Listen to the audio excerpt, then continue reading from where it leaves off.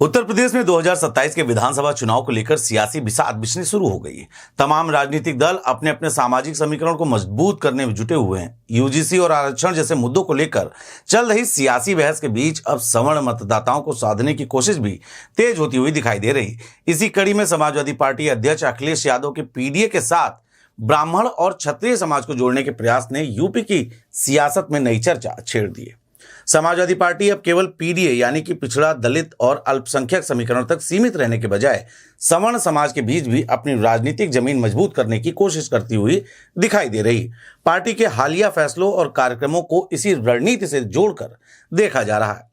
अयोध्या से पूर्व मंत्री पवन पांडे को आगे करना हो या फिर मऊ की घोसी विधानसभा सीट से दिवंगत सपा विधायक सुधाकर सिंह के बेटे सुजीत सिंह को मौका देना, इन फैसलों में सपा की सामाजिक इंजीनियरिंग की झलक साफ दिखाई दे रही है।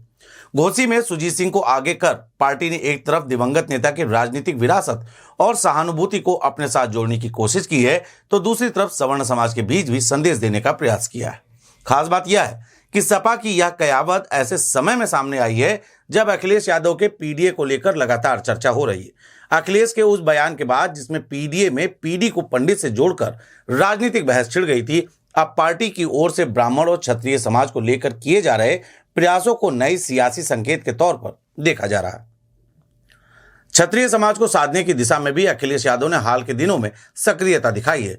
महाराणा प्रताप जयंती के अवसर पर सपा कार्यालय में क्षत्रिय नेताओं के साथ संवाद और समाज की राजनीतिक भूमिका पर चर्चा को इसी रणनीति का हिस्सा माना गया। कार्यक्रम में पूर्व कैबिनेट मंत्री अरविंद सिंह गोप समेत क्षत्रिय नेताओं से 2027 में समाजवादी पार्टी के साथ खड़े होने की अपील भी की गई। वहीं पंडित जनेश्वर मिश्र की जयंती के अवसर पर ब्राह्मण समाज से जुड़े चेहरे को आगे लाकर सपा ने अपने पारंपरिक सामाजिक आधार के साथ ब्राह्मण मतदाताओं तक भी राजनीतिक संदेश पहुंचाने की कोशिश की। घोसी में सुधाकर सिंह के बेटे सुजीत सिंह को आगे करने से यह संकेत और मजबूत हुआ है कि पार्टी पीडीए के साथ साथ सवर्ण समाज के कुछ हिस्सों को जोड़कर 2027 का व्यापक सामाजिक गठजोड़ तैयार करना चाहती है। उधर बहुजन समाज पार्टी भी अपने सामाजिक समीकरण को मजबूत करने में जुटी है। मऊ की 2 विधानसभा सीटों पर दलित और राजपूत समाज के उम्मीदवारों को आगे कर बीएसपी ने अपने सामाजिक समीकरण को संतुलित करने की कोशिश की है।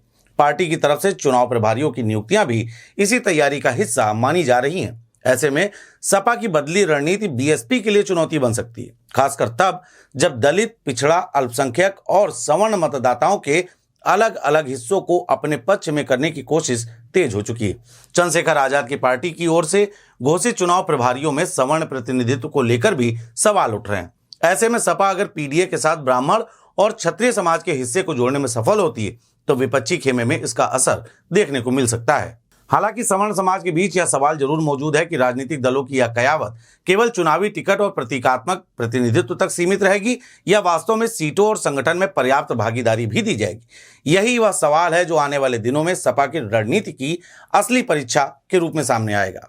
भारतीय जनता पार्टी फिलहाल प्रत्याशियों के नामों को लेकर खुलकर मैदान में तो नहीं है, लेकिन संगठन स्तर पर चुनावी तैयारियां तेज होने की चर्चा है। बीजेपी के सामने सत्ता विरोधी रुझान, स्थानीय स्तर की नाराजगी और कई सीटों पर संभावित दावेदारों की बड़ी संख्या जैसी चुनौतियां भी।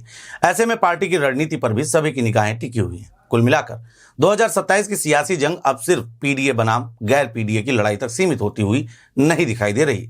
अखिलेश यादव पीडीए के साथ ब्राह्मण और क्षत्रिय समाज के बीच अपनी पैठ बढ़ाने की कोशिश कर रहे हैं। बीएसपी अपने दलित आधार के साथ दूसरे सामाजिक समूहों को जोड़ने की कयावत में है और बीजेपी अपने मजबूत संगठन के साथ चुनावी समीकरण को साधने की तैयारी में है। जीतेगा कौन, ये तो समय बताएगा, लेकिन उससे पहले यह सवाल है क्या अखिलेश यादव पीडीए के साथ सवर्ण समाज का नया गठजोड़ तैयार कर पाएंगे? और अगर ऐसा हुआ तो 2027 में इसका सबसे बड़ा सियासी नुकसान किसे होगा, बीएसपी को, बीजेपी को या दोनों को? अपनी राय हमें हमारे कमेंट बॉक्स में जरूर दें।